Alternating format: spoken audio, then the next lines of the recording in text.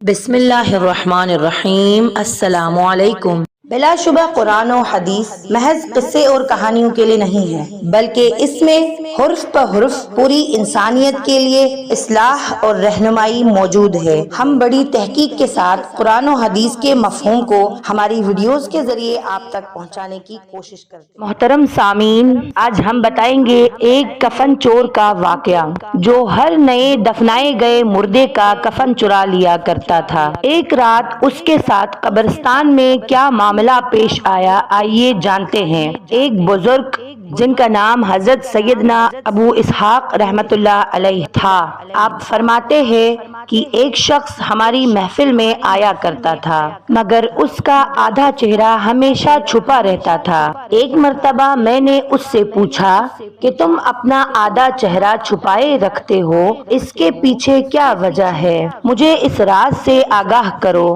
اس نے کہا کہ اگر آپ امان عطا فرمائیں تو میں اپنا معاملہ بتاؤں۔ انہوں نے کہا کہ بتاؤ، اصل معاملہ کیا ہے؟ اجازت ملنے پر اس نے اپنی داستان عبرت اس طرح سنائی۔ اس نے کہا کہ میں کفن چور تھا، میں نے کئی قبروں سے کفن چرائے۔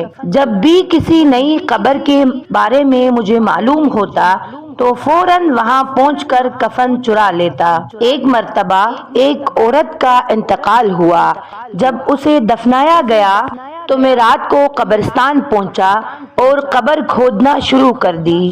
جب اینٹیں ہٹا کر کفن کی ایک چادر نکالی اور دوسری چادر کھینچنے لگا تو اچانک اس عورت کی بے جان جسم نے حرکت کی اور چادر کو تھام لیا۔ میں نے کہا، تمہارا کیا خیال ہے کہ تم مجھ پر غالب آ جاؤ گی؟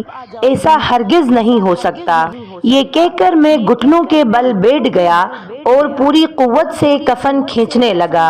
یکایک اس عورت نے ایک زوردار تھپڑ میرے چہرے پر مارا اور درد کی شدت سے میں بے قرار ہو گیا اور میرے چہرے پر بہت زیادہ جلن ہونے لگی۔ اسی وقت اس کفن چور نے اپنے چہرے سے کپڑا ہٹایا تو اس کے چہرے پر بالکل انگلیوں کے نشان بنے تھے۔ میں نے کہا، اچھا پھر کیا ہوا؟ اس نے کہا، پھر میں نے واپس چادر اس عورت پر ڈال دی اور جلدی جلدی قبر پر مٹی ڈال کر برابر کر دیا اور پختہ ارادہ کر لیا کہ جب تک زندہ رہوں گا کبھی کفن چوری نہیں کروں گا۔ اللہ میرے سابقہ گناہوں کو معاف فرمائے اور مجھے توبہ پر استقامت عطا فرمائے۔ حضرت سیدنا ابو اسحاق رحمت اللہ فرماتے ہیں کہ اس کفن چور کا سارا واقعہ لکھ کر میں نے حضرت سیدنا ابو عزار رحمت اللہ علیہ کی طرف روانہ کیا۔ انہوں نے جواب لکھ کر بھیجا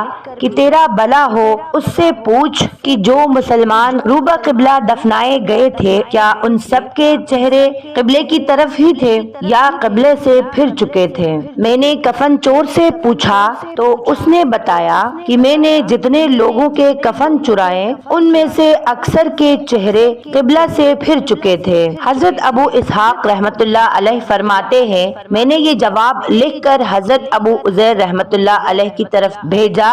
انہوں نے جواب تحریر بھجوائی کہ انا للہ و انا الیہ راجعون۔ اے اسحاق رحمت اللہ علیہ کہ جن لوگوں کے چہرے قبلہ سے پھر چکے تھے ان کا خاتمہ سنت پر نہیں ہوا۔ محترم سامعین، اس داستان عبرت میں ہمارے لیے نصیحت کے بے شمار پھول موجود ہے۔ کتنا تشویشناک معاملہ ہے کہ جو لوگ سنتوں سے منہ موڑ لیتے ہیں، احکام شریعت پر عمل پیرا نہیں ہوتے اور دنیا کو دین پر ترجیح دیتے ہیں، ان کے ساتھ قبر میں انتہائی وحشتناک معاملات ہوتے ہیں۔ قبر اور آخرت میں لمحہ بھر کا عذاب بھی برداشت سے باہر ہے۔ ہمارے نازک جسم اور جہنم کی بھڑکتی ہوئی آگ جو دلوں تک پہنچنے والی ہے اس کا مقابلہ نہیں کر سکتے۔ اگر اسی طرح غفلت بری زندگی گزارتے رہے اور اسی طرح موت آ گئی تو بہت ذلت و رسوائی اور بہت دردناک عذاب کا سامنا کرنا پڑے گا۔ لہٰذا ہر مسلمان کو چاہیے کہ وہ اپنے سابقہ گناہوں سے فوراً توبہ کر کے اور اپنی آئندہ کی زندگی استغفار کرتے ہوئے قرآن و سنت کے مطابق گزاریں۔ محترم سامعین، یہ تھی ہماری آج کی ویڈیو۔ آخر میں دعا کرتی ہوں کہ اللہ تعالی ہم سب کا خاتمہ ایمان پہ کرے، آمین۔ میں امید کرتی ہوں آپ کو آج کی ویڈیو اچھی لگی ہوگی۔ ویڈیو اچھی لگی تو لائک، چینل کو سبسکرائب اور اپنے دوستوں کے ساتھ شیئر کرنا نہ بھولیے گا۔ ملتے ہیں ایک نئی ویڈیو کے ساتھ، تب تک آپ اپنا خیال رکھیے گا۔ فی امان اللہ، اللہ حافظ۔